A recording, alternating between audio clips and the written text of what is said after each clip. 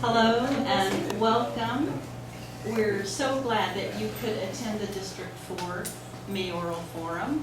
I'm Jayne Dean-Gilpin. I'm a volunteer here at the Sobrante Library, and I'm very excited about this. Thank you for the applause in back row. And we're so happy to have 4 of the candidates so far here tonight, and I'm going to turn it over to Soheila Bana, who will make further introductions. Oh, before I do that, if you need the restroom, see me or see the chair next to me. This is what you'll need. Thank you, Jayne. So I'm Soheila Bana, and I'm very glad that Jayne reached out to me and asked me to help and assist her with organizing this event, just to provide more information about our candidates so you can make a very educated decision about your vote. On your seat also, a little commercial about wildfire evacuation drill. Please pass it to your neighbors. We have a lot of flyers here. If you want to pass to your neighbors, we greatly appreciate it. I just would like to introduce our moderator, 2 great community leaders, Bisa French, our former police chief, current executive director of Family Justice Center, and Marilyn Saarni, ex-president of May Valley Neighborhood Council, and also vice chair of West Contra Costa Fire Safe Council. And if you want to ask questions, we have pen and paper during the forum. Thank you.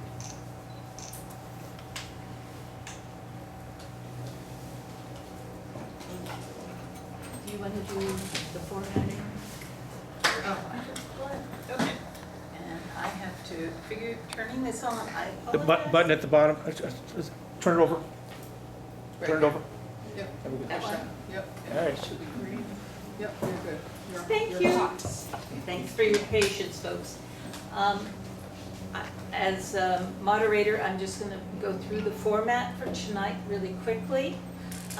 We're going to start with roughly 15 minutes blocked out.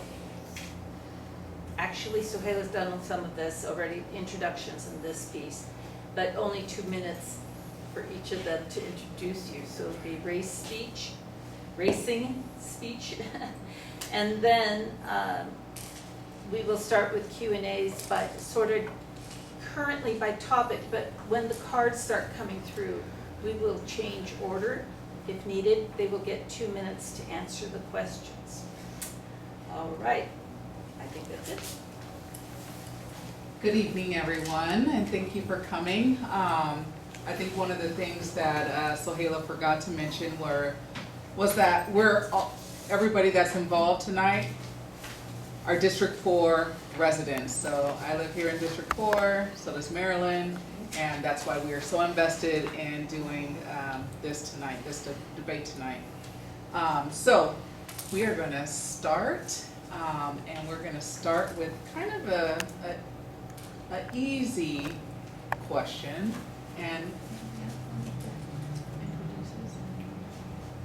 Oh, we're going to start with them introducing themselves. right, Opening statements. statements. We're going to start with a 2-minute introduction each, and the way we're going to work this so that it's fair across the board in terms of who starts first and who goes last.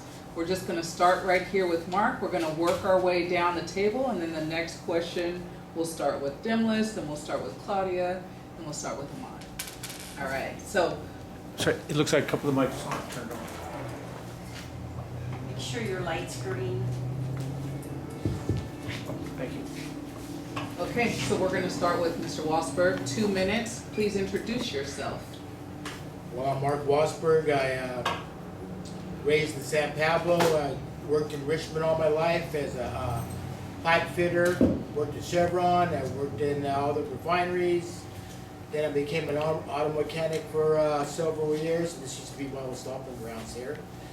And then I got into, then I went back to Chevron, got laid off there, and I got involved with all the activists here, and I was protesting against the violence. So I began to make a documentary about it, and ever since then I've been in the film, been editing film, been in a movie. The reason, there's a lot of people ask me why I'm running for council, for mayor. And I told them, see, ever since 2006, our government took the turn for the worst. Instead of supporting our government, they turned away from the government. You know, the RPA, and you do not implement laws to protect criminals, and this is what they're doing. They took the sides of the radical left, the BLM, Antifa, they took the sides of Hamas, they end up getting involved, told police don't enforce the law. You don't do this when you're in our government. That is not what our government is about. And I don't know how in the world these people could keep putting the RPA into office when they're against everything that America stands for. Every time you go to the city council meeting, it's always supporting stopping police checkpoints, giving the illegal immigrants fraudulent ID cards. They're doing more for the government, for the criminals, than they did for our own government. Of course, they're, they act like, well, we got this $500 million, so we're going to make Richmond great again. We're going to build all these roads and paths and stuff like that. That's all secondary. The main job of a government is the public safety. Thank you. Mr. Johnson. Well, good evening. First, Wait, green light. yes, indeed. Green. Green. Got the skates on tonight. Yeah.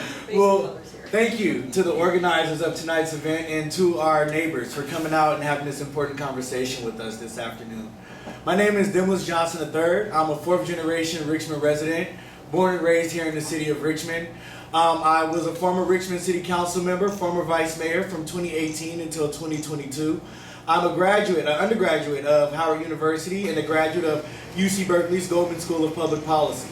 I work as a policy analyst and legislative advocate for education here in the state of California. I've done that at the state level as well as at the local level.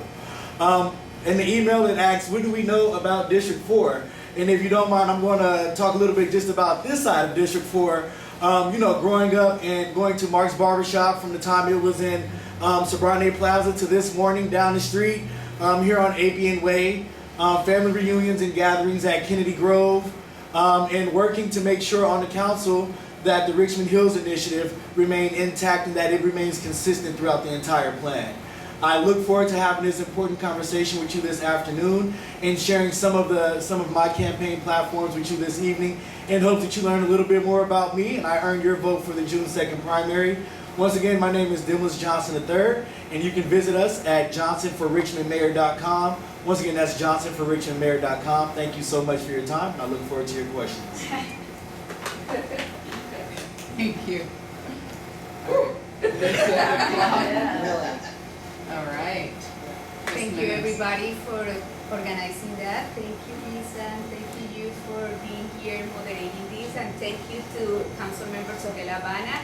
It's great to have district elections because then we can have a representative that brings to your community like the people who are running for mayor and many other things. I am Claudia Jimenez. I am a city council representing District 3, and I have been fighting for working families, environmental justice, and economic fairness for many decades. I have organized in our neighborhood, stood up to corporate polluters, and worked to bring resources back to our community. Richmond has a real opportunity to become a city of the future with a green economy, good paying jobs, and housing people can actually afford. A city with safe streets, walkable neighborhoods, and well-maintained parks where kids and families can thrive. District 4 is incredible, and especially with a representative that really cares about emerging preparedness, and we are learning a lot about that from you. And I am hoping that with the new task force that we just created, we continue to address the issues in District 4. I just wanted to say that as in the City Council, things that I have been doing is to stabilize our finances, that now we can add money to renovating parks by improving lighting, play structures, and gathering spaces. Hopefully we can have, she's part of that renovation, fixing sidewalks, creating safer streets, establishing a mental health, and many other things that we have been doing during the time that I have been here. So I hope that I can win your vote in this election. Thank you. Thank you. Mr. Anderson. Thank you. Ahmad Anderson, born in the city of...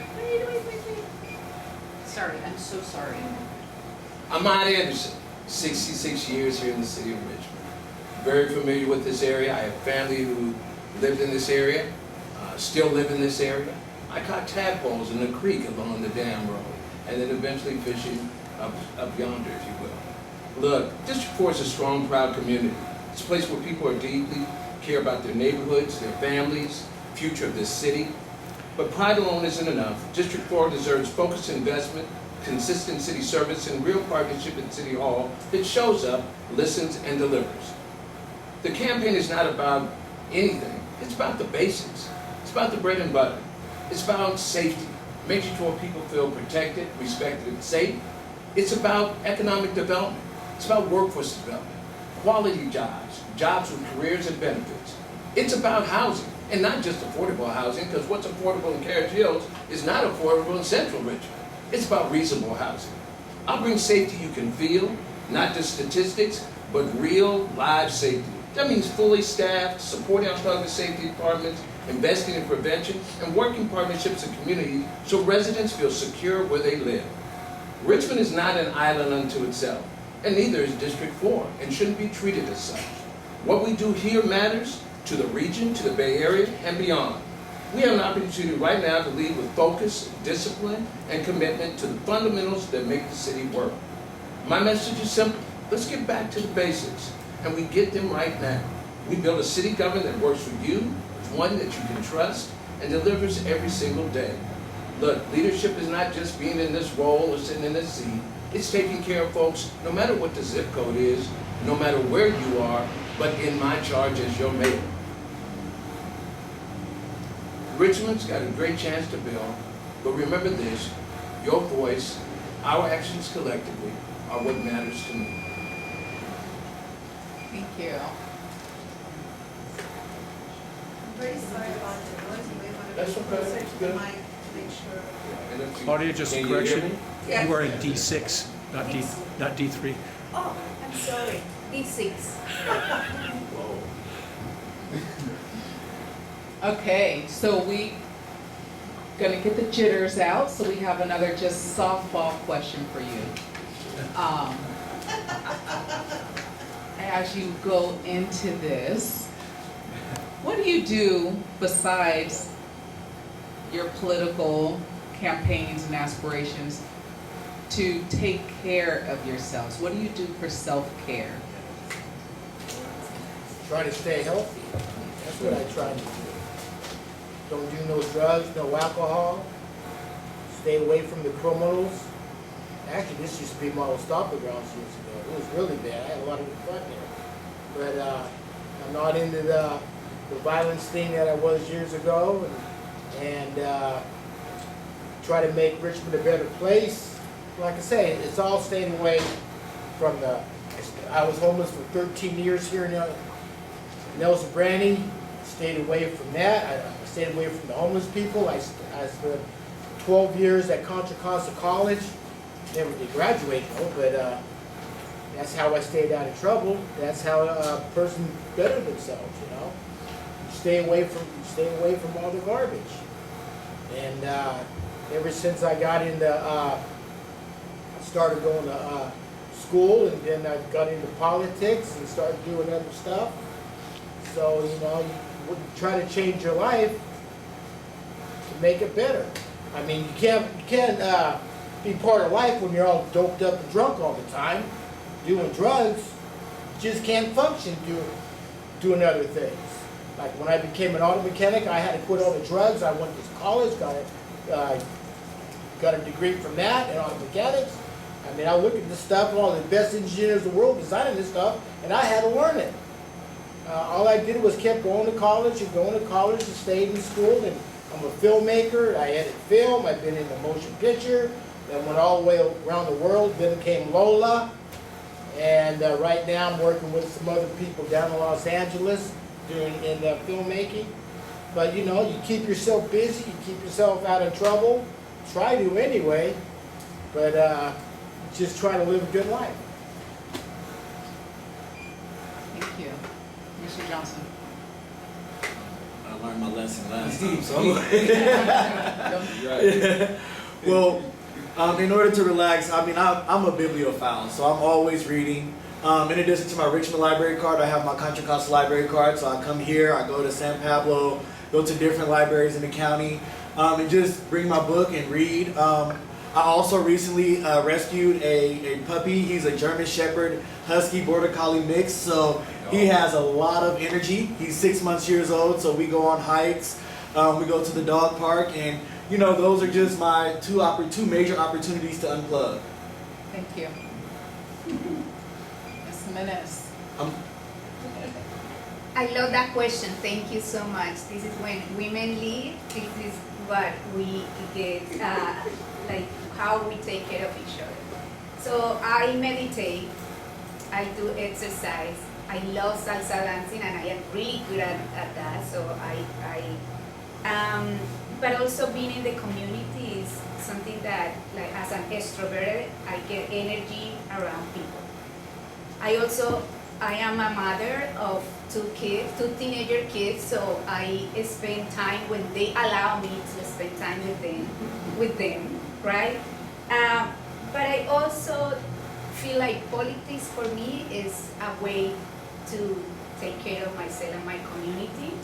I feel joy doing that. I don't think about this as a job, because when I am able to make decisions about how we are going to support the immigrant community from the attacks that we are coming from Trump, and be able to advocate and allocate $1 million for the immigrant community, or working with other councils to allocate $1.5 million for the Black Resiliency Project, or working with your council member Soheila to advocate for the community to have a better park with Cheese Park and other things. I think that also bring me joy, bring me fulfilled, because it's the way of serving the community, but also really the local politics is where you impact a lot of people, and that when I feel like we are taking care of each other collectively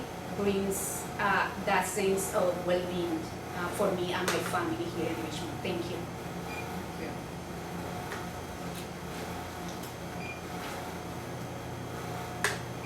Well, I'll tell you that all those things that Councilperson Jimenez mentioned is sort of the lived life I've lived all my life. I'm an HR expert, and so taking care of people is what I've done. I come from a family where my father was a minister, my mother a nurse in public health. I understand what it means to give back, but I also recognize how much they gave to the community. They also lost a lot of time with me, and even shortened their life in some cases with my father. So I recognize the importance of what it means to give back, but I have to be at my very best. I was 255 pounds when I ran for city council in 2024, and my blood pressure was high. If you look at that picture on me today, that guy's a different guy. I'm 221 pounds today, and blood pressure has gone down by 10 marks. I tested today at 125/80. I'm 66 years of age. So walking the dam is something I've done. Hanging out at the marina is something I've done. Bicycling throughout the city is something I've done. But in order to stay sharp, you got to be sharp. And it means how you see me today is how I always will be. I'll show up, I'll be on time, I'll be fresh, and with you on my mind. That's how I take care of mine, that's how I plan to take care of Richmond. Thank you. All right. Now, I'm just getting this out of the way. I want you to understand this, but it should be a yes and no for folks. Are you affiliated with the RPA? Do they support or finance your candidacy? And can we start with you, Ahmad, and we'll work this direction? And the answer is no. Could you repeat that question, because the last part I didn't hear it well? Are you affiliated with the RPA? Do they support or finance your candidacy? I am the co-chair of the Richmond Progressive Alliance. As an organization, they don't fund my campaign, but individuals, part of the membership, have been donating to my campaign. I am the only corporate-free candidate in this race. I am committed to not taking corporate, developer, or any person who contract with the city of Richmond in this election, so I can be accountable to you. Thank you. Mr. Johnson. I am not, nor have I ever been. That's okay. I am not, nor have I ever been a member of the Richmond Progressive Alliance. If you look at my campaign filings, next to my guy here, I'm one of the lowest fundraisers because all, if not all of my campaign monies have come from small dollar donors, from family members, from friends, individuals that I've grown up with, people just like you. Thank you. Mr. Wassberg. I said, no, I'm not a member of a terrorist organization called the RPA. Thank you. And I do understand that these questions were sent in from various members of District 4. And so these are not our questions. We're just the ones asking them. And that's why I wanted to clear that one off the docket. Okay. Okay. I love that question. Thank you. And also be clear, we did separate the questions so they kind of flow together. So we will get into some district stuff. Okay, next question. Do you think the change to district-wide voting has benefited Richmond, and in which ways, if you think so? And we will start with Ms. Jimenez. Okay, thank you, and I love this question because my first election was the first time that city of Richmond moved to district elections. I think it had improved because, as you see, you have Soheila Bana as your representative, and she had been fearless advocating for District 4, as well as myself in District 6, and it gets, first of all, people like me that don't take corporate developer or any contract money can have a campaign that is run and doesn't need that much because it's small, it's the area that you have to focus on. And also are your neighbors. So your neighbors, people, so you know more in detail what the area of your district. This is why when Soheila Bana said we need to advocate for Cheese Park, and I say I co-sponsor that item with you, it's because she knows what are the needs and she has more contact with you.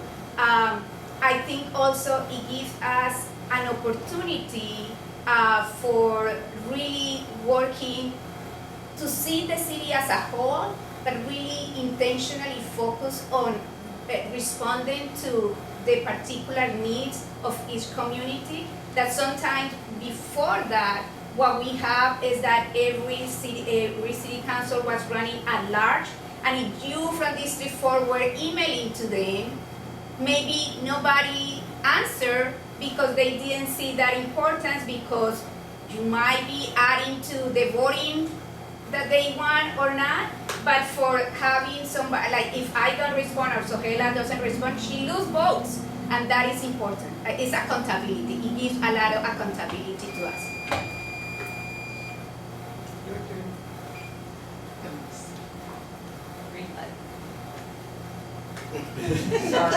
Sorry. I learned. I hope Stay on the sidewalk. Yes, indeed. So, for me, I most definitely love the idea of district elections. I myself was an at-large council member, and even when I was an at-large council member, I met with Soheila Bana before she was on the council, because I knew how important it was to make sure that all of Richmond received representation.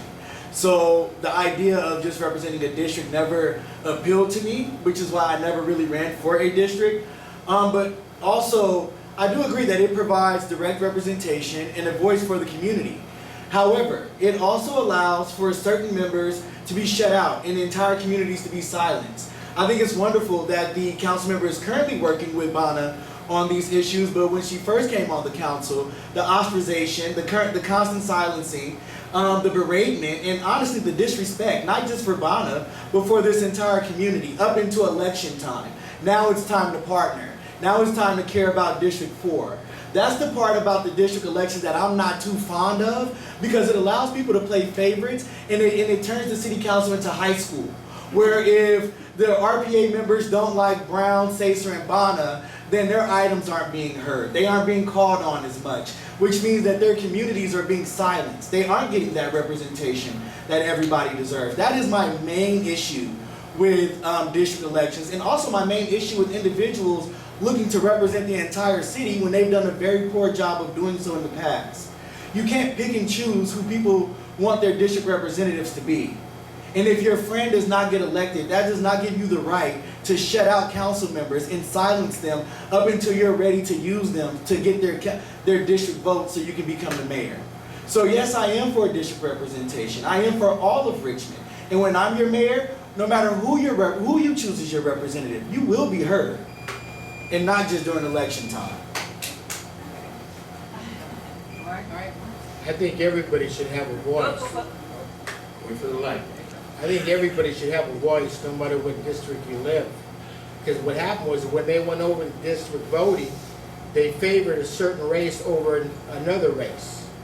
What they did was they took they divided everything up so the Latinos could have more votes than the whites and the blacks. See, this is what they did. If you look at the maps, you would understand what happened. Because what they did, they took the black population and they cut them up in different sections so they wouldn't have the majority of the vote. Same thing with the whites and same things with the Asians. Because you have to look at the maps, and everybody was complaining. We had a big giant poster there, and I was trying to explain to the people. See what they did? So what they did was they made sure that the RPA was not in the same districts. They wanted the RPA in different districts so they wouldn't run against each other. That's what they went from district voting. You see, this is how it works. It's all about keeping the RPA into office. And everybody was complaining about it. But my own personal opinion, if I'm there, is there any way that I can change it? It's up to the people. But my own personal opinion, everybody should have a voice. I mean, we can't just keep a certain group into office for the next 20, 30 years. See, this is what they're doing. You have to get on the internet or find some way to look at the maps. And last but not least. So when I first ran for office in 1985, it was citywide. Rosemary Corbin, Mr. Griffin, John Z's again beat me out by 400 votes. I've always been in favor of citywide because it makes sure that folks get out of their seat and get out in the community, at least in theory. But the challenge with district elections, as we've seen recently here, and then recently the Supreme Court decision just the other day about what happened to Louisiana, the impact on the African American community was such even here that what impacted was the lack of jobs in District 3 and in District 1. And the folks had to move. The lack of housing, the crime rate that went up, the lack of protection for people to feel safe, protected, respected. Now what I would recommend is that as mayor, in my first 100 days that we get a report back and we do feedback. We hold town halls like this with my representative in their district to show up. Because when you vote on the entire city. You just don't vote on your particular district. I've known your representative, Soheila Bana, since before she ran. She was endorsed by my mother, endorsed by me. We were in class together in East Bay leadership together. So I know her. I've gotten tutored by her from the WCC FSC. It gave me a booklet and quizzes me whenever she sees me. I've also been endorsed by Jayne Purcell in this area as well. So being able to get along, to work with folks, to know folks in the community, is what is really important. District elections, it was voted upon. Now you as the voters hold your representatives accountable. And I as the mayor, it's my responsibility to get out my seat as it is as an HR person, 20% in your office, 80% getting out in the community, because it's not just being all you can be, doing all you can do in your community, it's building relationships and partners in the entire city as one. Thank you. Thanks. So, next question. I'm sorry it's long, and I'll repeat it if you'd like me to. This is about community fragmentation. There is a palpable disconnect between the city council and neighborhood bodies, meaning El Sobrante Valley neighborhood bodies, such as El Sobrante Municipal Advisory Council. What concrete mechanism would you establish to ensure that these neighborhood voices aren't just heard, but actually integrated into how city planning and development decisions are made? How could you hold yourself accountable to coordinating these voices, this collaboration, I guess that's the word. And we could So, start with Claudia, Demnlus. I think this is the. No, thank you so much for this question. As a former employee of Contra Costa County Supervisor Federal Glover's Office, it was my direct responsibility to work with the Rodeo MAC as well as the Crockett Community Improvement Association as well as Pacheco MAC. And so knowing how to coordinate amongst MACs and cities and counties are extremely important as a mayor. And that's something that I most definitely want to do more here of in this area. And what that looks like is me showing up and being a part of those meetings. One thing that I've learned in those MAC meetings from my time with the county is that those are the city councils of the unincorporated areas. And sometimes it's just right across the street from the incorporated areas. And the same, look, air quality doesn't stop across the street, and neither does crime or investment. And so to have a coordinated effort amongst all of the agencies, I think is extremely important, especially when it comes to emergency preparedness here in the El Sobrante Valley. We look at our neighbors on the other side of the hill, whether that be Pinole or county land, both of those are con fire. And if we aren't having coordinated conversations with them, then we're putting our residents at a disadvantage. Now, how to make sure that they're actually heard, that's bringing those voices into the city council chambers. I think a lot of times we operate in silos and say, well, that's county and this is city. Or we have individuals on the city council who don't really know how the county operates. And so for me, it's about making sure that those services are interwoven and that individuals on both sides of the county line, whether that's an incorporated or unincorporated, know that their district representative as well as their mayor is here for them and here to hear what they have to say, even if they aren't in incorporated Richmond. I think that's one of the biggest drawbacks that we have with this whole hodgepodge, is that some people are, well, I'm not in Richmond, so I don't know who to call. It's about giving people the services that they need, no matter who they call. And I plan to work with John Joya's office as well as the MAC to make sure that happens. Okay, Mark? Well, we know that the RPA that's controlling the city council does not want to work with anybody. They just want to work for themselves. They don't want to hear our voice. They don't want to work with the federal government. Matter of fact, they try to do everything to stop working with the federal government. They want to implement their own type of ideas. Now, they might work with John Joy, they might work with all the other, some type of agencies, but the bottom line is, it's all about the RPA. They don't want to hear our voices. People come up to the city council, they just sit there, yeah, okay. But see, this is why they sit together, they vote for the same, they vote together, and you cannot have this in our government. If I'm there, I'll be working with everybody, trying to get things done. But they keep on stopping businesses from doing this and doing that. We want to implement these own type of ideas. I mean, it's totally a mess what the government is doing in Richmond. I mean, people complain, they didn't want to hear our voice. It's all about us. It's all about what the RPA wants to do. You need to start going to the city council meetings and start listening to these people. They just don't want to deal with anybody else. They want to implement their own ideas. This is why the developers, they come in, they want to build, but the RPA goes, no, we're going to do it this way. If we don't do it our way, there is no way. And you cannot have a government when you do things like that. You got to be open, you got to be working with all the other agencies so you can get things done.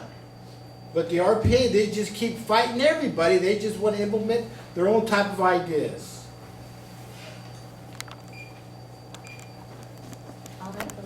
Sure.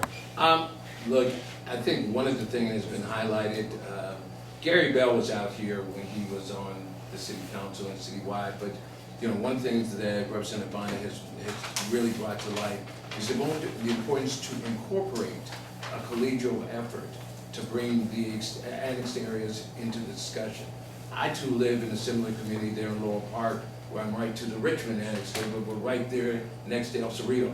It's, since we're neighbors, we should at least try to be friends, but we should really look at how we manage a budget, not only in time, but our commitment to listening what's being said, talk about how we can work with John Joya, who has the ear, who's at those meetings, I've attended meetings with him, to line out how we incorporate county services with city service, how we can work with folks like Buffy Wicks and Jesse Argan, who've endorsed me, to be able to talk about how we provide not only a communication timeline, but also budgeting.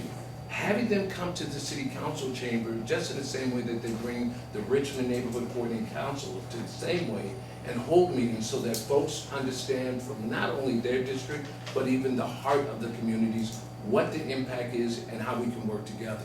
I understand that because, as I said before, safety back in the day, folks would chase folks from Richmond and then jump over the line to North Richmond and the Minnesota area there, and there was nothing you could do about it. And it happens here now because we're not coordinating and recognizing nobody's an island unto themselves, as I stated earlier. It needs to be a collaborative effort. There needs to be communication and transparency of what a MAC is, where the areas are annexed, how it's budgeted for, and who's responsible. We're responsible in that way as well. Thank you. As a community organizer who has, sorry. As a community organizer who has been working in the county bringing community together, one of the campaigns that I led with the collaboration to organizations like Save Richmond Project that brought $5.2 million to service in the community, I recognize that sometimes the political boundaries are not the boundaries that really work with the community. So when you look at the map of how District 4 is, and then you look what paras are an incorporated area, but there is so many connections, and I think like Soheila Bana has been good at advocating for that integration. We need to have that integration. And you mentioned how I, as a mayor, will be effective to do this collaboration and this coordination. I think the good thing about the mayor is that we have a staff, and I want to bring the community organizing piece so we can bring together all these organizations. I work really well with John Joya, and we need to understand what are the resources for each community and how we can augment without this fighting about is Richmond, is not Richmond, but it's just like how these solutions are really supporting the entire community that lives in District 4 and in other parts. And I wanted to just kind of like challenge this idea that the council and we don't work together. We just got $11 million from John Gary Mendez, from the John Gary Mendez for the port. If we were not working in collaboration, then that money wasn't coming. So there has been a lot of effort to collaborate, and this is showing in the terms of what we receive. John Joya is working with us in the ALS paramedics program with the fire, and he said that he's committing money. So yes, thank you. Thank you. This next question I'm going to incorporate from the audience. If elected mayor, how will you make yourself available to Richmond residents post-election, such as coffee with the mayor? Otherwise, residents find it difficult getting access to our mayor. So how would you make yourself available? And we'll start right here with Mark. So you can call my office anytime. I'll have a hotline. I'll get together with the people probably once every 2-3 months. I need your input. If you don't give us the input, we're going to implement the programs the way we want to do it. But we want to hear the people. See, that's what the government's for, to rule over the people. But I want to hear from the people. I want to hear your ideas. If not, then we're going to implement our ideas. And some of you people are not going to like it. But like I say, I'm willing to work with the people. I'm willing to sit down. I'm willing to have an open forum. Go out and you can come to the chambers. I'll have a special meeting in the chambers where you could come. None of this 2-minute stuff. It'd be like a hometown meeting. How many times have you tried to call your mayor? How many times you try to call your representative on the city council? They never return the phone calls. They never answer the emails. They never do that. It's all about us. Just like in this one district, the lady came up to the city council, was complaining. She never answered the email. She never answered the phone. I want a one-on-one talk to her, a conversation. Oh, I'm so busy, I don't have time for that. Try to have a conversation with the minister. Try to set up an appointment. What you come and talk to is on a hometown meeting. Huh? It's not going to happen because they don't want to hear you. Even Robinson, she don't even answer the email. She don't answer the calls. She doesn't do nothing. So if I'm there, you can call my office anytime, and I'm willing to sit down and work with you people. Because like I say, I need input from you. If we don't get no input, we don't get no information from you, then we're going to implement our own type of government, our own type of ideas. Of course, it has to be under the law. It has to be under what the people are going to have. But the bottom line is, I'll have a government working for you people. Thank you. Demnlus. Y'all ready? 510-375-1942. 510-375-1942. That number has not changed since the first time I ran for office. That was the number that Councilmember Bana called when she was still a resident, and I forget the other resident's name. They say, meet me at the gas station, and we want to show you where we need to park at. And I came right on out. That's what you get when you elect Demnlus Johnson, and not just during election time. This is every day of the week. I believe in having public office hours, which means that I'm coming into the public. I'm coming down here. I don't expect you to fight traffic to and fro your district to meet with me at City Hall. I'll be down here. Just like I said, I was down here this morning. You can meet me at the barbershop, at Mark's Barbershop. Or you can meet me at the El Sobrante Stroll. Like, making sure that the public knows my schedule. So that way that's one thing I love about local politics. We aren't, I know sometimes we snap at each other, but we're neighbors at the end of the day. These are the same people we see in the grocery store, at the gas station, at pickup, at drop-off.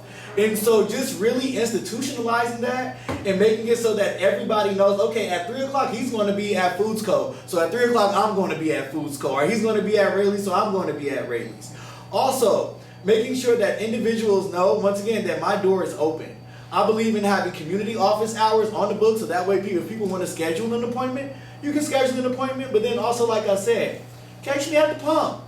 Let's have a meeting right then and there. There's no time like the present with me, and email is great, but please call me. Once again, 510-375-1942, 510-375-1942. That number has not changed and will not change. Thank you.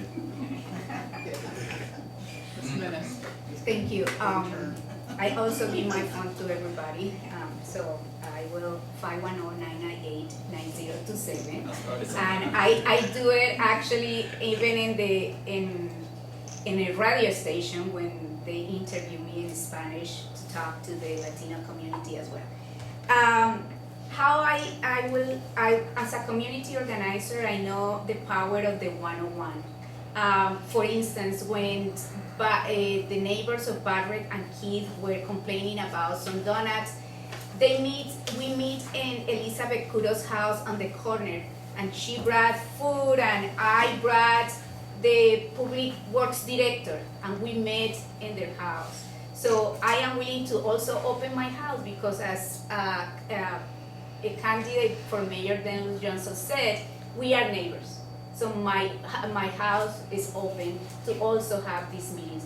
But also, I think, as I said before, the mayor has more staff. So we need to approach that as in one of the main thing is to organize and to use this staff to organize the community, and actually when people call that there is a response. And not only a response, but like directing people and do solutions. For instance, I came here a little bit late because I was meeting with some people from San Cornelio, some residents from San Cornelio that wanted to meet with me.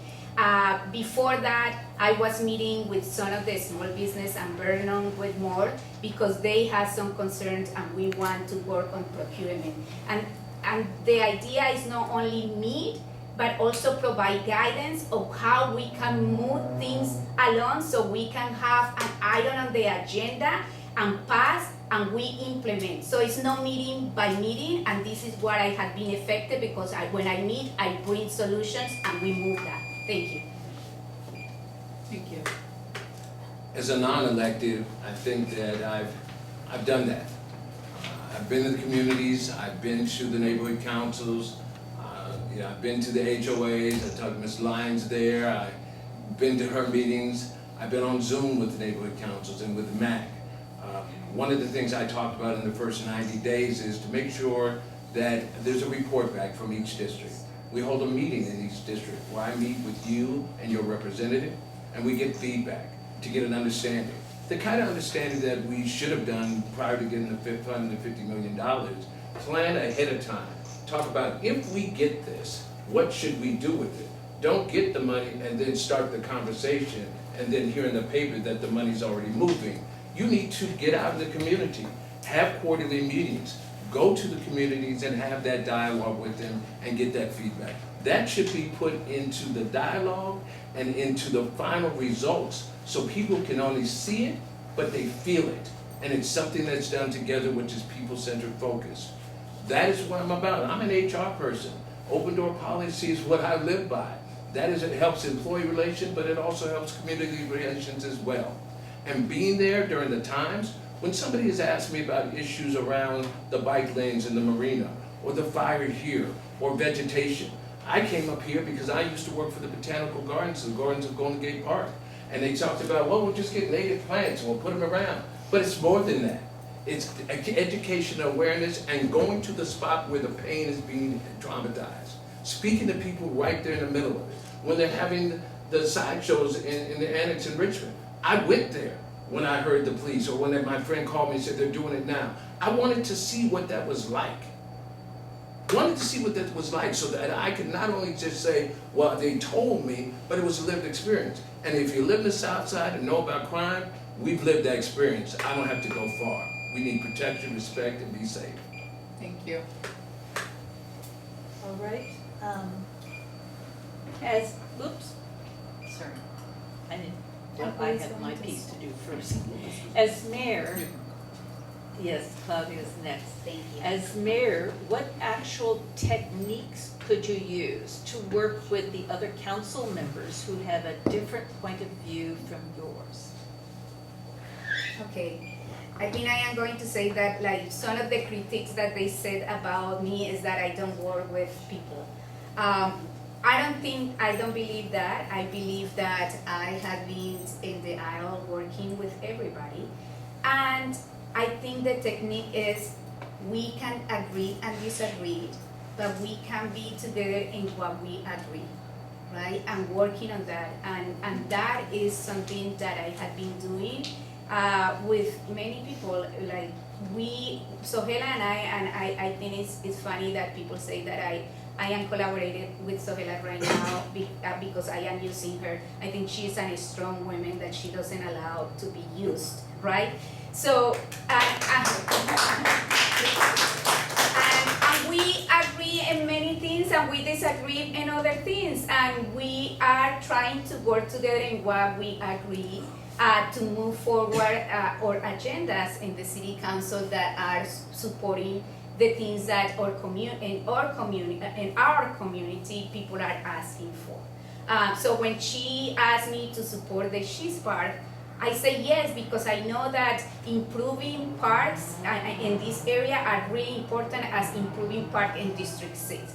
When she put the agenda item last Tuesday about emergency preparedness, I volunteered myself to work with her and along Councilmember Brown and I'm hoping that we can provide some guidance and move along some of the strategies that she brings and other people brings around emergency preparedness, because we need to be ready.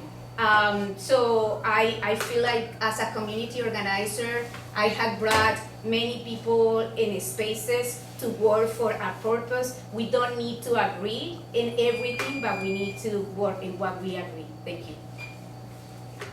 And Demnlus? I mean, what I always share with folks, my political philosophy is no one individual or no one group has the, like the answer to this diverse group of people we call Americans. So the real trick of the trade is figuring out how we all work together without really infringing on one another. And that's exactly what I've done as a council member. This isn't just talk, these are things that I've done. When Councilmember Jimenez was first elected to the Richmond City Council, she received no appointments. And as someone who believes that everybody deserves representation, even if we don't agree, even if we philosophically are diametrically opposed on certain things, you were elected by a constituency that felt as though you represented them and your voice needs to be heard. Which is why I horse traded to make sure that she had an appointment, to make sure that her voice was heard and that her constituents also voices were heard. Because that's what you get with me, and I've taken some flack because of it. I've lost some supporters. But that's what you get with me. An individual who's willing to do the right thing no matter who's looking. Even if individuals who support me don't support the action of me reaching across the aisle and working with individuals who've been duly elected. We don't get to pick and choose who our colleagues are on the council. Our residents do that. And out of respect for our residents, we have to work with one another. No matter if we agree on everything or some things. That's where those 2 times a day come in. As mayor, my job is to coordinate those 2 times. Not to silence individuals because my friend didn't get elected. Or because I just don't like you or I don't agree with you. Or I'm going to shut you down. I don't believe in silencing people. You guys see the tapes. This is a very smart citizenry. That's why I love Richmond. You can't pull one over on Richmond folks. Y'all know the truth. Y'all know what you saw and you know what you've heard.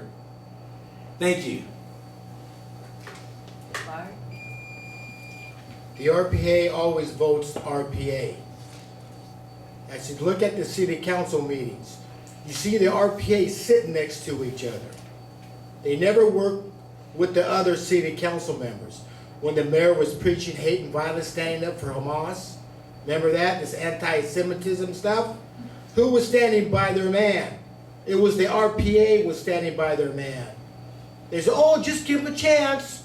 So you go out and hate, preaching violence against the world again. The RPA has a history of just sticking to themselves.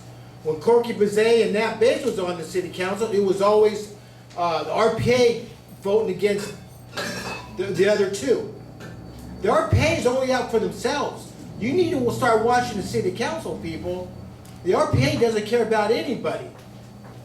I've been dealing with them for almost 15 years. And it's always about them. It's about nobody else. They never stand up for, hardly ever talk to the other city council, other members. I mean, you people are not watching this stuff. You need to pay attention. It's all about them. It's not about anybody else. And it's just, this is not how our government works. You don't see Jimenez working with Brown. You don't see RPA working with all the other peoples on the city council, because you people are not watching the city council. You need to start watching it. You need to start taking notes. It's always favored by the RPA. Thank you. Ahmad President had his turn. I believe. Look here. I worked in education for 13 years, in HR for over 30 years, and sometimes, it becomes like cat and mouse. But maybe one of the first things I should do is move the folks around on the city council dais. Right. It doesn't need to be the way it is. I mean, when you look at it, it's real, right? Demnlus just said it. When you look at it, everybody to the left there are the folks that always, ooh, ooh, ooh, ooh. The folks to the right there trying to move the meeting. Well, even they moved the mayor. They demonstrated a little bit more leadership than the mayor, than himself. And in fact, talking about showing up. Anyway, so when we talk about that, I also have to say that Claudia will tell you, Soheila will tell you, everybody on that city council will tell you, I've been to everybody's district. I've been in with the immigrants and Know Your Rights in District 6. I still help out, even though I got beat by Sue in District 5, I'm there supporting what we need to do around the shoreline. I'm getting tutored by Soheila about fire, so much fire. We're not gonna have a fire here. And then, if we do, evacuation, don't forget, we'll know what to do. Right, exactly. But, yes, I left it on my phone, but I think that's important. I know the Councilmember Brown from way back when she used to visit my mother, when my mother was in city council, was the mayor there, Irma Anderson. So I know the folks on the city council, I know this city, and I recognize the importance that you have to go along, not just to get along, but you have to go along because you think about people-centered focus. Policy procedure is what I know, but what I know best is about people, engagement, collaboration, and being sure to make sure that information is communicated to you, the people. All right, next question, moving right along, and we will start right over here with Mark. Richmond Hills, El Sobrante Valley is one community under two local jurisdictions of the city and the county. In what areas are the city and county collaborating, and how can both jurisdictions better partner? Well, actually, I don't really know about what's going on up there, but all I know is Richmond has to be one. You can't have this district over here or this other district doing what they want to do, right? We all have laws, we have ordinances that you have to obey. Now that's a kind of tricky question for me, but my own personal opinion, you don't say, well, since I'm from Easter Hill, I'm from Central, we're going to do what we want to do. It doesn't work like that. I said everybody's going to have to stick together, obey the same laws, obey the same ordinance, vote for the people who you want to vote for. Thank you. We'll go to Ahmad Anderson. Well, we already talked about several agencies, right? We talked about MAC, we talked about fire with the collaboration, we talked about county. We don't have the kind of support here that we need. I've already mentioned to you that in the beginning of my open statement, Richmond's not an island unto itself, but District 4 feels that way. And when you have the kind of leadership that does not make sure it's inclusive, we just talked it right now, to make sure the voice of the people in this community are connected, then you're not going to have them energized enough to step up and step in to address those concerns. It's not just the mayor, but we need to support. You know, as a person who's part of the neighborhood safety by being a block captain, I recognize that being a part of that means as the individual, and John F. Kennedy said, it's not what you do, what we can do, but what can you do for yourselves? But I need to be able to show you the pathway and be able to do that to those agencies I mentioned, to be able to share with you what's going on and how we can get the funding and how they collaborate or what you need that's not focused upon at this particular time. So I think the strategy is communication, it's transparency, it's also providing the access, but also knowing what the policies and procedures are and what their roles are, because that has been the biggest challenge so far. Folks in the community don't know. They don't know. It's our role as a mayor or city councilor to be a lighthouse, to put a path on what direction we should go, but what we have as options to be able to vote on, where the funding comes, and where it's not coming, but who we need to speak to. And that's what my role is, and that's the way those agencies work presently, but we need to change that focus as well. Thank you. Claudia. Yeah, thank you. I think because they are part here that are unincorporated areas, we need to have a real collaboration with the county. I feel like there is a lot of advocacy, and I thank your council member Bana for doing that in the emergency preparedness, like the evacuation drill that we are going to have.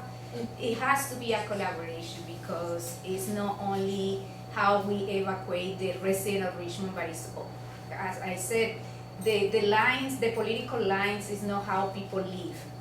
So in case of an emergency, it will need that collaboration. But it also, we need to have better collaboration in the house interventions. That is a big issue, and the city, when I got there, the city wasn't putting any money because we were saying, oh, it's the county, and it's the county. But I cannot, when a resident called me about complaining about some house resident, I cannot say, oh, call the county. So one of the things that we had done is allocating almost $2 million to house intervention and getting some grants. So that collaboration, it needs to happen more. Again, we are doing the paramedics implementation in the fire department, and we are in a strong collaboration with County Supervisor John Joya, who went to the City Council advocating for that move and promising funding for that. So it's also not collaboration of the tax, but also the funding, because sometimes the county receives more money than the city for services that we also need to provide to the residents. Thank you. It's really nice to hear my opponents grow on their wanting to coordinate with the county. Especially around emergency response, I know we are coordinated there, but we could be much better coordinated around business development and investment, especially along San Pablo Avenue. I think it's a shame that the La Miranda Safeway is the Safeway that comes up when folks are looking for a grocery store in this area. It could be, but we could be better, as mentioned, in coordinating the response to the unhoused. And not just paying twice into a city system and a county system. As mentioned, working for Supervisor Federal Glover, I watched as those county response teams acted very quickly. And as I said, very, very nice to hear that folks are growing on that. We could be better with the Richmond Hills Initiative, making sure that there's consistent zoning across both jurisdictions, and that the county isn't increasing density or approving hyper development in this area. We can be better on parks and recs in this area. I think it's great that we have the county library here, and it was remodeled and it looks beautiful. But it's time to increase recreational activities here in the El Sobrante Valley. I mean, when I was on the council, just bringing the two together, we prevented mass development from taking place on the 33-acre property. And it's, how do we move forward and build on that? How do we continue to work with the council representative to use that property that sits on both county and city land to bring about a world-class park to this area? And so, as an individual who has done the work in this area and we're looking forward to continue to do that work, I want to make sure that we continue to coordinate those services amongst those two different jurisdictions. And as someone who's worked for both, I think I'm your guy. I know I'm your guy. Thank you. Thank you. No, he started. Oh, he started? Yep. Sorry. It's getting late. Okay, so we are finally moving into what's always a hot topic in this valley, public safety. Yes. Do you think Richmond, relative to population, its risk level, and when I'm talking about this risk level here, it's not only wildfire, but earthquake and industrial accident, and wide-ranging landscape, the land of octopus legs, has the correct number of police officers for a safe, full-scale evacuation? Please explain why, yes or no, and how to propose to solve these any staffing changes. And I think it is, right, Demnlus? Yeah. Yes. All right, and we're at 2. No, we don't. And unlike my opponent, I do believe that the grand jury was correct in saying that we need more police officers in the city of Richmond. There was once upon a time where the El Sobrante Valley had a beat cop who was dedicated to this area. There was even once upon a time where there was a substation in Hilltop, right in District 4. And so for me, well, actually it's right on the border of Sacers in District 4. But what my point is, there was once upon a time where there was a faster reaction time to what was going on here in El Sobrante Valley. And as the part of Richmond that is I guess translated into the leftovers. I think it's time that we change that moniker, and that we make sure that that this community gets the attention that it deserves, especially in when we're talking about emergency response. When we think about, God forbid, a wildfire, toxic smoke, or an earthquake, and we look at our evacuation corridors, whether that be San Pablo Dam Road, Valley View, May Road, these are our areas where we're going to need massive presence from police and fire. And yeah, we can call in, the sheriff department, but there's nothing like having good old-fashioned Richmond police officers who know our residents, know our neighborhood council presidents, and most definitely know our evacuation routes. I think that's extremely important. And as your mayor, I'm 100% dedicated that we don't continue to celebrate minimum staffing or minimum anything here in the city of Richmond. We're done getting the bare minimum and being told to celebrate it. We are going to get the full force that we deserve, so that way when you call, they answer the phone, they show up in a reasonable showing, and there's real follow-up to what's going on. We cannot hold up low crime rates while people are still being robbed and raped in the city of Richmond. We have to do better, and I will do better as your mayor. Thank you, Mark. Well, we know that the RPA defunded the police in 2020. Said they hate the police, they don't want the police, they have some dumb idea that they're gonna hire all these social workers to go out and take the place of the police. Even the district attorneys investigating the city council for defunding the police. Right now, and then Jimenez brags, oh, we hired 7 cops. 7 cops? I said Richmond PD needs about another 30 cops. Why do you think they was leaving? They was retiring early. Because the city council, because the RPA. They didn't even want to bring those 3 police officers back when the DA found what they did was legal. They was out for, what, a year? You can't have a government that's going to hate the police. Time and time again, they want to intervene with police. Stopping police checkpoints. Riders Road, they told the police not to enforce the ordinance, let these cars sit there for over a year without no registration, without no license. Every time they go to the city council, they always want to go ahead and criticize the police, defund the police. You got the police coming up there every city council meeting. We need this and we need that. So if you had a major disaster, where's the police going to come from? People complaining our neighborhoods are not safe. They took the size of the BLM. Remember that? When they were burning down America? They took the size of the BLM, was a communist organization. That's why the police were leaving. They was retiring. They had police going to the county and other parts of the country. And they're still not hiring the cops back. You don't have a government when you hate law enforcement. And this is what the RPA is doing. It was the RPA who defunded the police. And the man says, oh, we hired these 7 cops. That's nothing. Mr. Anderson. Yeah, look, public safety is number one. When people feel protected, respected, safe community, you can build on economic development, which builds workforce development. When you look at what happened to Hilltop, the direct result was that the attention here to this area went away, and so much so, it looks like a desert. There's no representation of police, there's no community policing, and when you have activity, if you have development in an area, the attraction of that to be able to put forth police to protect you here, fire to protect you here, it's one and the same. You don't have that now. You need to be able to have a police department that is fully staffed, that you have prevention programs, that deals with folks that have mental health issues. I have those experience of working with the Bay Area Black Health Consortium from Alameda, Contra Costa County. One of our areas was about mental health. And it wasn't just about mental health for the people who lived there or folks that we needed attention to.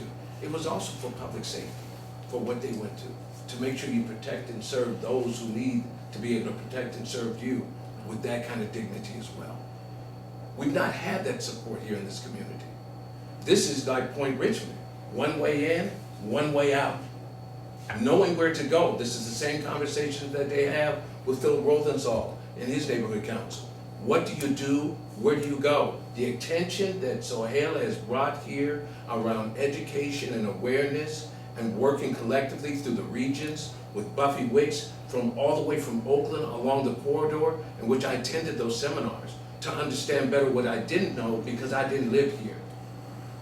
But I do understand it, which puts me in a position to better understand it and be able to collaborate with public safety to provide guidance, but also the evacuations that we're going to do just tomorrow. About knowing where to go and who to call is essential. Thank you. Thank you. I have been advocating for a holistic way of public safety. And yes, we need to fill all the vacancies that we have in the police department that haven't been filled for some time, some years. And I think this approach is bringing other solutions to address public safety. Because in a case of an emergency, the police or the fire department might not be as fast as your neighbors. So this is why like CERT is so important and training more community members around emergency preparedness is so important. This is why we have been advocating for having more staff in the fire department to really start doing the trainings and more of the CERTs. Like in my district, North and East, they have a really good CERT group and a really good like container with everything. So in case of an emergency, when the roads are closed, when nobody can get in, you need your neighbors to be prepared as well. In case of an emergency, when mental health issues happen, you need some professionals who can deal with that. Safety for me is about also to have parks well maintained, to have clean streets, to have young folks to be able to do more things. This is why we created the 500 youth job for resident in Richmond. And this is working, that we closed it with the lowest homicide rate in the history of Richmond last year. And it's not enough, but we are moving in the right direction with this.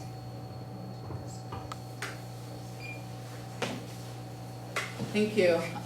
In the interest of time, because I know that we have a member that has to leave by 8 o'clock, I'm gonna diversify some of the questions. I'm sorry, but I have to pick up my daughter. So as a mother, I need to. Thank you. Do you think Richmond should involve itself in international relations? And if so, how does that help life in Richmond? We'll start with Mr. Anderson. As a justice, equity, diversity, inclusion professional, diversity is what makes the world go round. However, when it comes to taking care of the bread and butter things, I recall my father would say, I saw you helping the guy next door cut his lawn, and did he pay you? I said, yeah, I made this kind of money. He said, well, you know what? Next time, start with your backyard first. Take care of the potholes. Take care of public safety, as we said here. The way that Claudia just mentioned about public safety made us feel like District 4 was Mayberry RFD or Petticoat Junction, where we're looking for volunteers to do the work. That's not what we should do. Look, my family's from Africa, Sierra Leone. My family are from immigrants, Barbados, St. Lucia, and Panama. But this is where I live. And since we're neighbors, we should be more than friends. We should step up and step in and take care of the problems that exist here at home. Instead of looking about what takes place across the bay, look right across the street. Look at your Hilltop Mall where you don't have a hospital. Although you got $550 million, you don't talk about health care. Look at the staffing that we talked about. Where are you going to get the economic revenue to be able to pay for those staff that you need? Those additional police out here to be able to have representation. Where are you going to go when you need housing, when you bring that economic development here to the city if you don't have it? We just had teachers go on strike. So put the money into housing for those who are nurses, those who are teachers, those who are here in the workforce, for the young men and women who are moving out of here that have been gentrified because we're not taking care of this. Don't want to be on the news for anti-Semitism. I want to be on the news for being successful, for being engaged, partnering in the community, and showing up. That's what's important to the people at home. We care. All of us came across some boat in some boat or some border. But here's where it needs to start, at home. Yeah, go ahead, Ms. Jimenez. I want to repeat something that Councilmember Doria Robinson in District 3 said, that we deal with, mostly in our agendas, we deal with almost 80-90% of our agendas are business for Richmond local. But there are sometimes that we felt called upon these residents who are from other countries, that their countries are being bombarded, people are dying, and we feel like we need to speak up for them. I am from Colombia, and in my country in Colombia is being bombed like Iran right now, or Palestine. I would like my city council to express their opinion about what they think about that, because then I feel that I am represented. Yes, we have, like Soheila has been bringing some of these issues, calling for no war in Iran. We passed a resolution for the Palestine, because we feel like it's not just only for the international, but the beauty of Richmond is that we are a diverse community, and we need to speak on the issues that also, even if they are international, matters to our community. So it's a gesture of saying, you belong to Richmond, we hear you, we understand the pain that your community and probably your family is having, and we want to do a good gesture.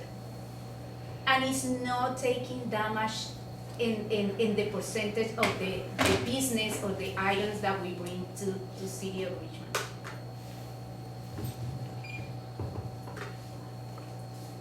Mr. Johnson. We have to take care of home. We have to take care of home, but folks want to be known around the world instead of taking care of home. And what I realize is that for some people, it's easier to talk about international issues than it is to talk about what's going on at home, because they don't know home. Which is why they also bring international issues to the local level and try to make our police force seem like something that's going on in Ferguson. Or make it seem like the things that are happening at a national or international level are impacting us right here in Richmond. They don't know Richmond. So it's easier to talk about something that's going on halfway around the world. They talk about it's only been a few items. Let's talk about the amount of time these items are taking. Let's talk about the amount of time the staff is being paid in overtime to stay and hear these items go into the wee night, because we have council members grandstanding, giving 5 to 10 minute speeches about something that's going on that we have little to no impact over. Let's talk about it, because what's happening is not only are staff members' time being wasted, but staff members are starting to be harassed because of the agenda items that these people are taking up. And they don't care about the staff members. Staff members are being harassed with deathly threats because of the items that they are choosing to take up. They don't care. This is a problem. Of course we have to show that we care about our residents, but we show that by taking care of business right here in Richmond. Which is why I want to make sure, I want to work with the city clerk and the city council members to change the policies. You will know I'm a policy nerd. We are going to get at the heart of the issue. You are no longer going to be able to bring forth an item halfway around the world before we start talking about the problems that are happening right here in Richmond. That will no longer happen under my administration. Because it's very performative. We don't see them going to Sacramento. I seen Bana in Sacramento lobbying side by side with me. You don't see them coordinating with Congress or the Congress member. Your time is up. I've been waiting all night to do that. Police chief, huh? Once law enforcement, always law enforcement.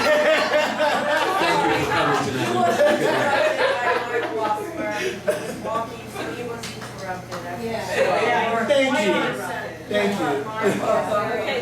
We'll go with Mark. Yeah, you see how you walk around. Not to trump me. You guys done? You're on. Go. The city of Richmond has no business getting into international affairs.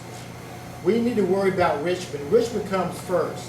I said they made a sister city in Cuba, in China.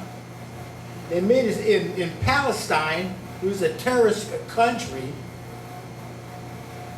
I mean, and what they did was, there was more concern was happening in Palestine than there was here in the United States. We have no business going to other countries and tell them how to run their government. And it was time and time again, the RPA was out there promoting, we're going to go to Palestine, we're going to go and help these people. Oh, it was all about the children. Well, what about the children here in America? Do you see anybody talking about that? Any RPA members? They did more for communist countries than they did for our own country. You don't do this stuff. Richmond comes first before anything. If you want to get it international, that's up to the federal government. You let the federal government handle that. I mean, it's pretty stupid when you're going to go to China, have a sister city in China, have a sister city in Cuba, have a sister city in Palestine. Now, don't you think that's ridiculous? I'm all for America. My own personal opinion, I could care less what happens in Palestine. It's gone anyway. So is Iran. All they are is a bunch of terrorists. It seems like they want to do everything for a communist country.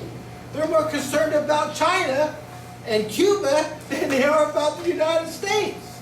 It just don't make sense, right? It's all about America. America comes first before anything. And the city council has no business getting into political politics. Okay. All right. This is kind of an interesting decision for me. Sorry.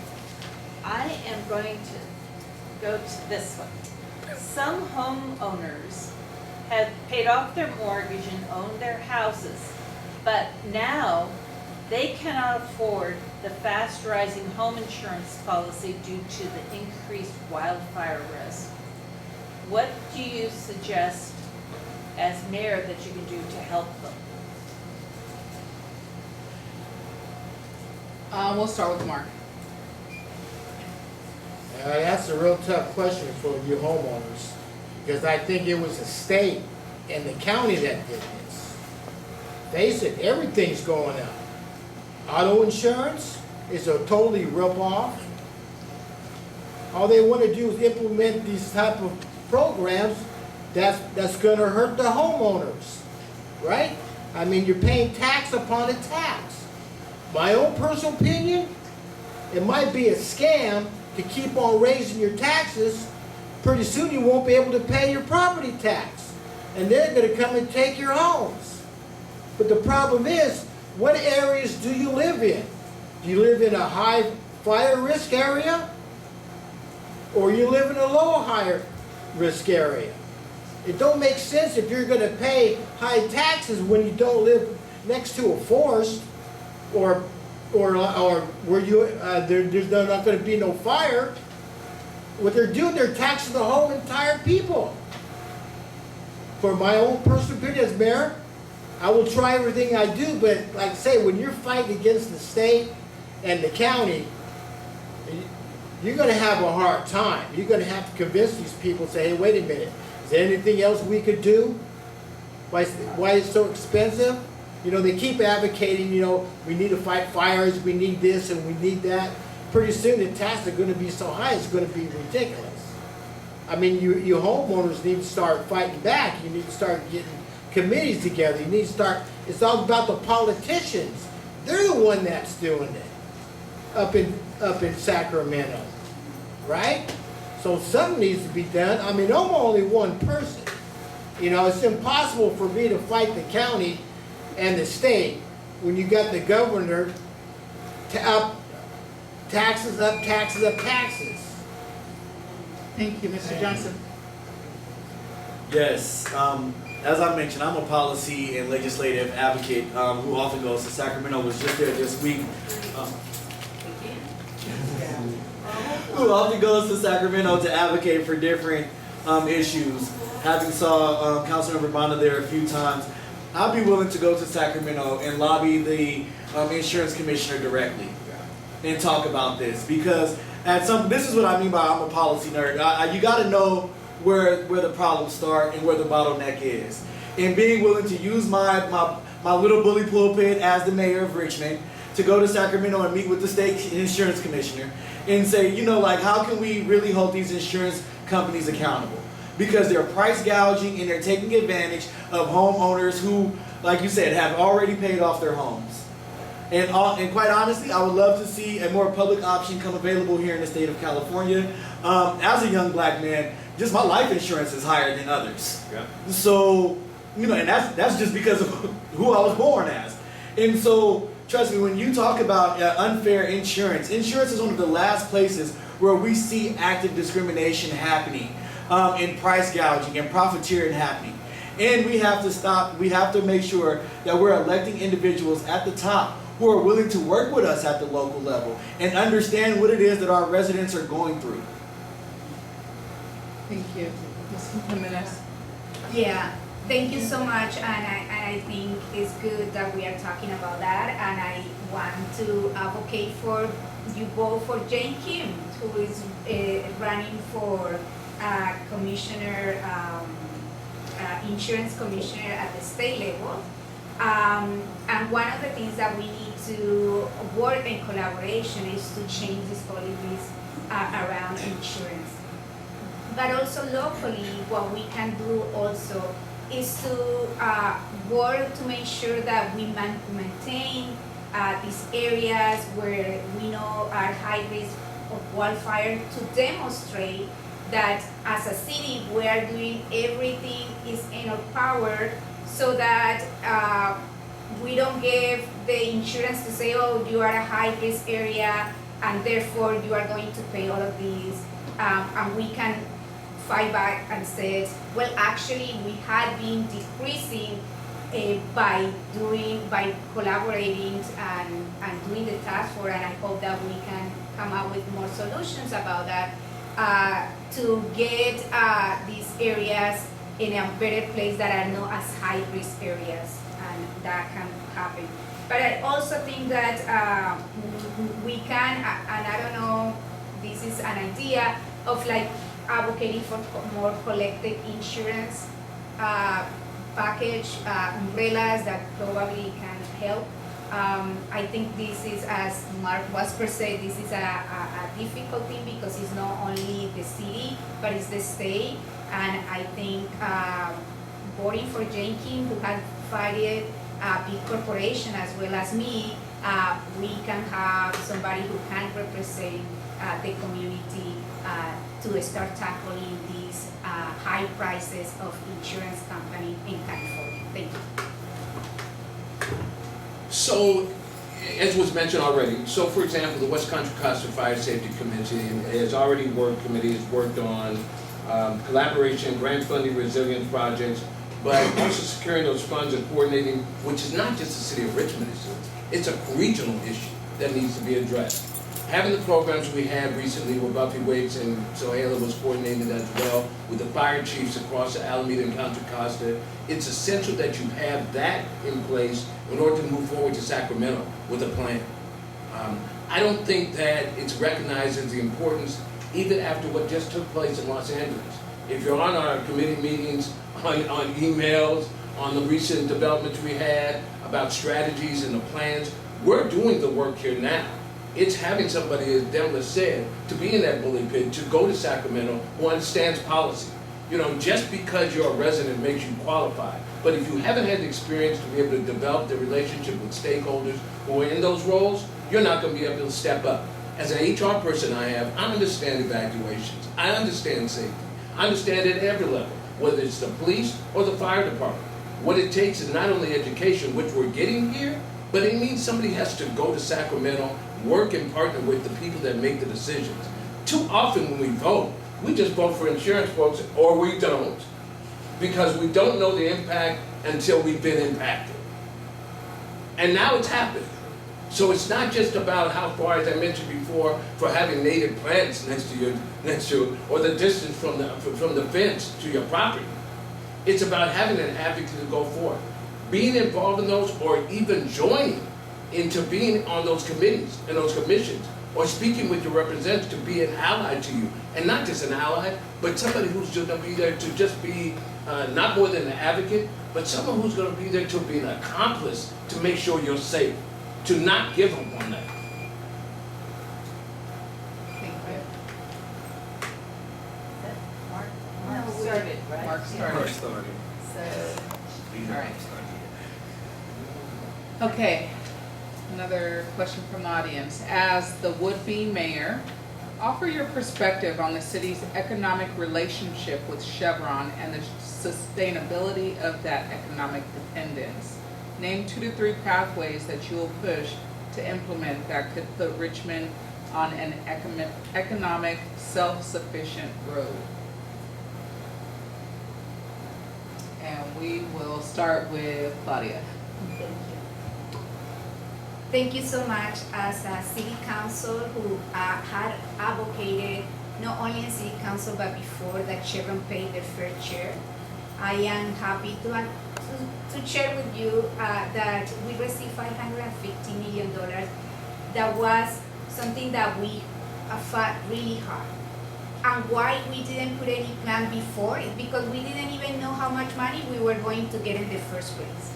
So last council agenda, it was, we, almost all of the city council approved this plan to start listening to the community. So we have $550 million that is a once in a generation opportunity for Richmond.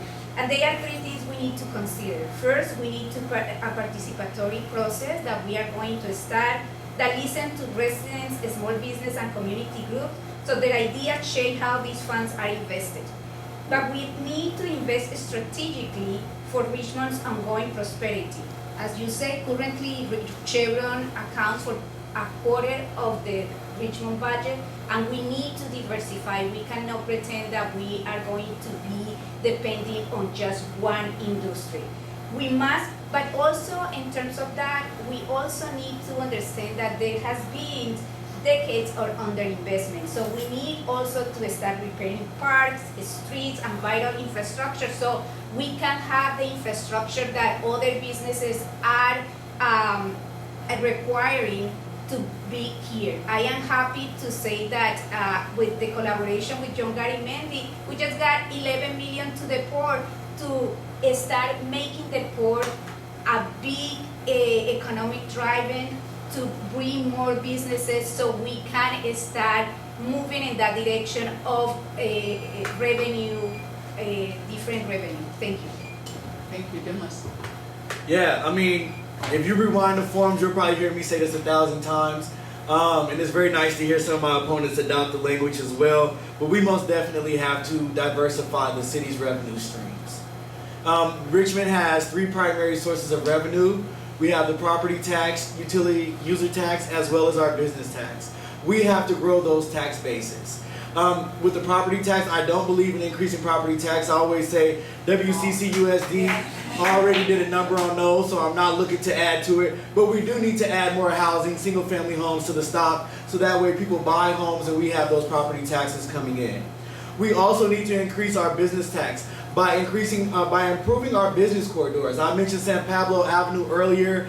I would love to attract La Miranda folks to the El Sobrante Valley and get their dollars, while also making sure that El Sobrante Valley folks don't have to leave El Sobrante Valley for anything. And the same goes for Hilltop, Point Richmond, Cutting Boulevard, Upper and Lower Cutting, Uptown McDonald, Downtown McDonald. You know, all of these different opportunities to increase businesses here in the city of Richmond. Utility user, my only idea for that is we either get Hulu or Netflix to set up shop in Richmond, and then we can start seeing some money from them. But then also, we have to diversify manufacturing here in the city of Richmond. Richmond got its name as the city that saved democracy because we manufactured the most ships during World War II. Now, 2 things have become a real problem for me. One, it's hard to find manufacturing here in the city of Richmond when we have 6 zones ready to go. It's just that those manufacturing companies, both traditional and green, don't want to come because of current leadership in our permitting process. And then also the fact that we lost out on shipbuilding with John Garamendi. That's the part they're not talking about. John Garamendi wanted to bring back shipbuilding to the city of Richmond, the same industry that brought both sets of my great-grandparents out of the South into Richmond, and they turned them down because our current mayor wants to help repair tugboats. I worked on tugboats. It only hires 40 people. Go ahead, Mark. According to the RPA, the city council, they want to get rid of Chevron. They've been trying to get rid of Chevron for over probably 20 years. They got some dumb idea that they're going to create all these small green jobs that's going to take the place of Chevron. There's not one green job, small job that's going to take the place of Chevron. When I was working out there, I was making $1,400 a week. All the overtime I wanted. Where are you going to do that in a small green job? It's not going to happen. Chevron pays up, if I stand corrected, 30% of the budget. You get rid of Chevron, you get rid of the city of Richmond, Richmond's gone. Where's the money going to come from? You're going to have to raise property tax. You're going to have to raise sales tax. Tax upon a tax. See, this is a plan by the RPA. They got another dumb idea. They want to get rid of fossil fuels. You get rid of fossil fuels, the country's done, people. You know how many items are made out of oil? Just look on your chair right there, where you're sitting on. That's made out of oil. It's time and time again, they got these radical ideas that they want to go ahead and get rid of Chevron. Face it, I worked factory work here for 10 years. The factories are gone. They're not coming because of Measure U. Measure U is putting the dent in the big businesses because they have to pay the higher taxes. This is why the dealerships are suing the city. But they're giving these small businesses tax breaks. I don't care whether you have a small business, a medium-sized business, or a multi-billion-dollar business, this city needs revenue. So how are you going to have revenue when they're advocating to close down Chevron? I mean, shipbuilding, start another war, I guess. That's gone. Shipbuilding is gone. I mean, tugboats, I used to work on tugboats. You're not going to hire many people working on tugboats.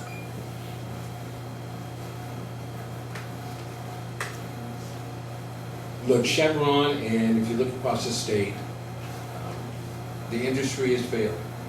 It's leaving the state of California every day. We just saw in the news about Valero leaving. We have not done a strategy. $550 million is a tactic. It was a tactic in the last election. As the shiny little goldfish, as the fish flies up, we get excited. Tactic means it's not a strategy. You don't have to say, well, we're going to get $1 million. We could say, what if, and maybe, and I think they knew, those who voted on it, we are trying to get this X number amount of money. It was on a possible ballot. If we got $1 a barrel, this is what we would get. Go to the people and say, if we get this money, what would you like to do with it? That's a strategy. Don't go there, hope and wish upon a star, and then come back and say, now you want to have the conversation? I've said this before. People in hell want ice water. You want services out here. Why don't we spend the money on taking care of Hilltop, building a hospital, building the residential area in that area, as I mentioned before, making sure you're able to grow the organization in a way, and that's the business, grow it, grow the people, train the people, put the people to work. They keep talking about open AI coming here with 700 jobs. Do we have the training presently in West County District for that for our students? Do we have that at Contra Costa? Those folks are going to be coming from somewhere else. At least build the housing that the grand jury's talked about. We're supposed to have 4,000 homes by 2035. We only have 9% of those permitted and no shovels in the ground. That's not planning. That's not strategy. It's piecemealing on the backs of the people who live here. Demnlus talked about the taxes. Build the revenue. Make it attractive. But no one comes here if you say, where do I live? Richmond? They're concerned about safety. If you're not safe, your business is not safe, you can't get people to walk out the deal and feel safe, protected, and respected. I don't don't know. I think the Deans and Dons might be ready though. Oh, kidding? All right. I think the Deans and Dons might be ready for the open AI job. It could be. It might be All right. Right. We don't have much time left. The only ones. Take care. Good to see you. Oh, no, you do them. They make it simple. All right, so we're gonna do something a little bit more simple for this last round. So To you try to say. get through, to try to get through some of the questions that we weren't able to fully answer. So we're gonna ask some yes or no questions, so it's gonna be yes or no. That's what the answer is, all right? And if not, you will enforce that. Yes or no, period. Uh-oh, we are that period. No, maybe. Or maybe? Okay, No where, do you support building bike lanes in District 4? Yes. Yes. Yes. Absolutely. All right. Regarding high fire risk designation in District 4, do you think there is enough funding dedicated to wildlife fire prevention? Yes. No. No. Absolutely not. All right. Good answer. Was that the moderator or the resident? Sorry, that was the resident. Oh. We want to let's paradise see. and Richmond. I'm trying to make these questions into yes or no questions too, so bear with me. Take your time. Some HOAs cannot afford fuel reduction. Should the city provide assistance? What was that again? Some Homeowners association. homeowners associations cannot afford fuel reduction. Should the city provide What do you assistance? mean by fuel reduction? So clearing of areas in high fire danger areas so that. Oh, yes. Yes. Yes. We Yes. gotta help the people cut their shrubs.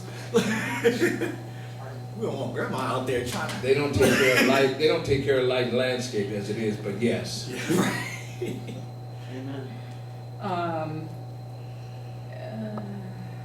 one's. I can't do a yes or no on that one. God bless your heart. I'm trying. I know. All right, many residents feel bureaucratic hurdles, not a lack of land, are the primary barrier to housing. With a major development in the nearby hilltop are stalled, do you believe the solution? Let's answer that one. Hey, that's it. We need to Do you believe that there should be develop some regulatory reforms around development? Yes. Regulatory, a complete overhaul of the system. I'm sorry, I can't just say yes. Yeah. Yes. Yes. All right. Yes. Okay. I mean, yeah. Let's see what other things are involved in this. We gotta overhaul this whole thing. Pues no. Okay, well, one last question, you guys could, let's do a minute response each for the very last question. Nice negotiation. Well, let's ask You know, this she's as been a in yes or no business. question. Oh, Okay, yeah. one more yes or no. Do you believe that, this one's a little close to my heart. Do you believe that, the city of Richmond should commit to building a new police station so that the current, so that the officers are not so far from our district? Yes. Yes. No. Yes. I'm sorry? If it's here, like Yes I or feel no? like we need it in a more central. No. Yeah. No, okay. I'm sorry, Mr. Anderson? No. Yes. No, yes? Yes. I wasn't saying. I was saying yes. If it's a yes or no question. I just want to, for the record, we do have a police substation that's more central downtown Richmond. Just if you know Richmond, we do it. We do that. None of the substations. No, they're not open, but yes, but we do. Because there's actually one close Right. to here too. But yeah, we most Right. definitely need to fund them. That's like the key to the bathroom. That's what they use it as. Yeah. Okay, last question. Oh, that one's common. And let's see. Yeah. All right, maybe we have to give them 3 minutes. Okay, 2 minutes. You're gonna have time for So we closing. talked a lot about supporting economic development and housing. How would you begin to operationalize these noble goals? And they want a realistic framework for how you achieve specific steps. And let's start at the far end of the table and work our way back. One of the things that sort of led to the question that we already talked about is the permitting process in Planning Commission. Being able to outline what that process is, looking who the members on the team are on the commission, ensuring that they're qualified, being able to respond timely to the permits and what's available out there, looking at a holistic plan for housing and providing a timeline. In 2050, they say that more people will be working at home. What does that do is relationship with having building developers who are responsible, who are able to follow up with a commitment to the community and their benefits. In addition to that, working with environmentalists to align with what the community impact will be with the community members in those areas. It should not just be affordable housing, it should be reasonable housing, meeting people where they are.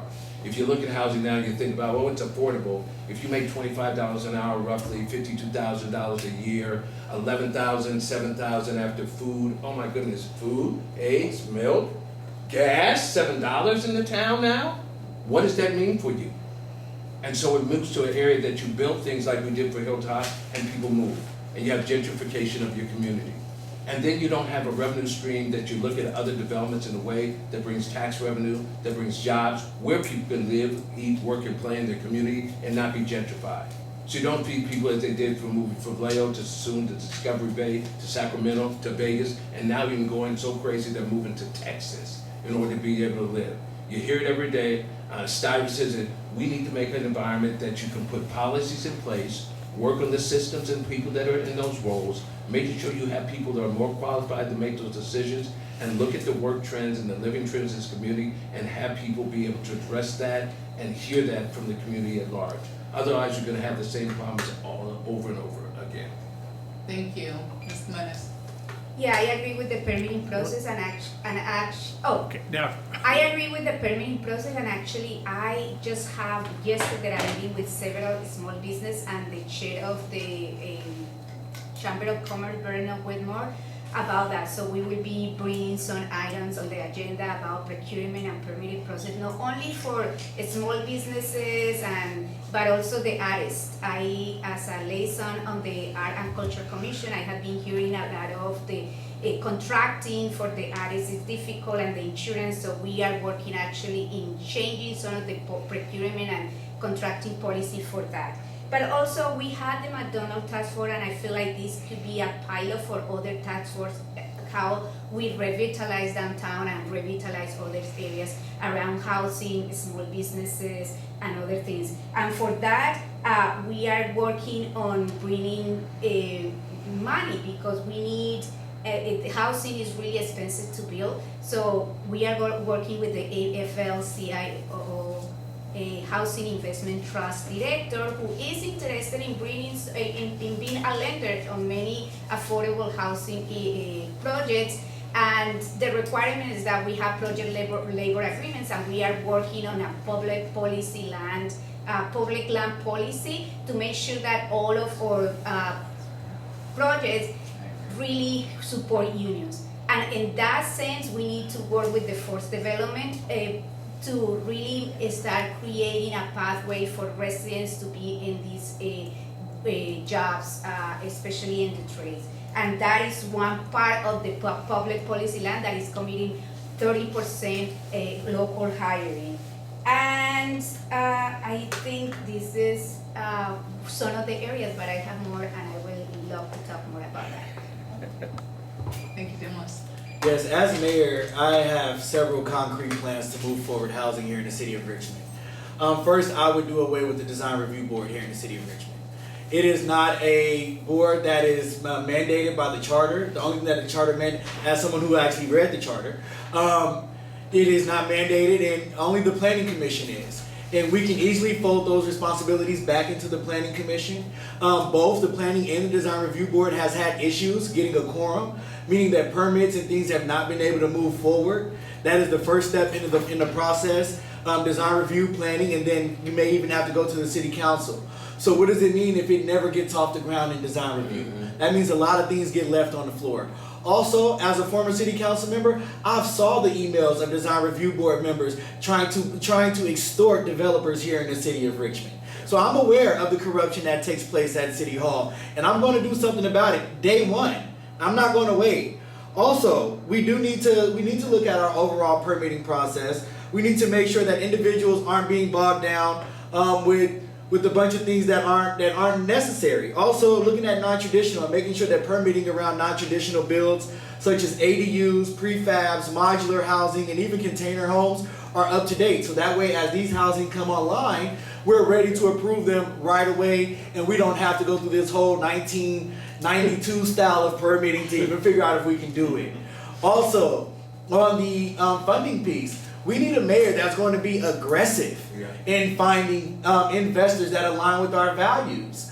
I know we have this thing where we like to sit on our hands and wait for the prettiest girl to ask us to dance. But you know me, I like to go out there on the dance floor and see what's happening. And so, you know, that's the type of mayor I plan to be for you.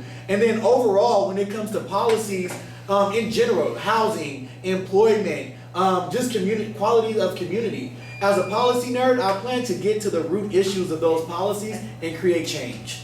Thank you, Mark. So the question was about the economy, right? Mostly about the economy. And development, jobs. The reason why the companies are moving out of California because the high taxes. High taxes, high crime, homeless people are everywhere. The city's totally a disaster because these people up in Sacramento, as mayor, I can only do so much. I can get a committee going, we can see what the problems is. We can see if we can lower taxes for the businesses. But they're not gonna come in here when you're paying all these high taxes. That's why they're moving out to Texas, Florida. You hear it on the news every day. The question is how we're gonna do it. Now you can get people, you know, actually it comes to job training programs. You're gonna have to get into the job training program. So what I tell the young people, as soon as you get out of high school, you get into the job training programs. You might have to learn 2-3 trades. This is the way our economy is. It's not like back in the day when you could work at a factory and for about 30 years and retire. People are going here, they're going there for different jobs. But the problem is, as mayor, I can only do so much. Sure, we have affordable housing, we need stop the crime, but the bottom line is California is a totally disaster. Go to San Francisco, homeless people everywhere. Go to City Hall in Richmond. You got the homeless people out there urinating right out in front. I was here this morning, I seen it. But as mayor, I have to get a committee going, I can see what we can do. But how are you gonna fight Sacramento? They called the shots. Sure, we could try to do something, but the bottom line is, my hands are tied. Okay? You're gonna have to think, you know, just because I'm mayor, I don't have a magic wand. I'm not gonna solve all the problems. We can solve some problems, but it all lies up in Sacramento. Thank you. So as you can see, we're just about at time, and so I would like to give every candidate 2 words to sum up. 2 words. 2 words. 2 words. One sentence. One sentence. To sum up your candidacy. To sum up your candidacy. Nice. Who first? Who first? Oh, we'll start here with Mark. Well, I know for a fact, my own personal opinion, I like to see get rid of the RPA. Period. Okay. Period. Next sentence. Ahmad? Demnlus. I thought it was. Oh, which way do you want to go? Okay. Ahmad. Anderson. Come on. Richmond needs leadership. Opportunity, progress, development, real improvement, and improving the quality of life. Ahmad Anderson for mayor. Thank you. Claudia. I bring proven experience and real results. Please vote for me to continue to move forward. That was 2 sentences. Demnlus. Vote Demnlus Johnson for mayor. I have the education, the experience, as well as the know-how to get things done on day one. 2 sentences. Yes. You're using semicolons, right? Yeah, we know that. Give us grace. Thank you all for participating.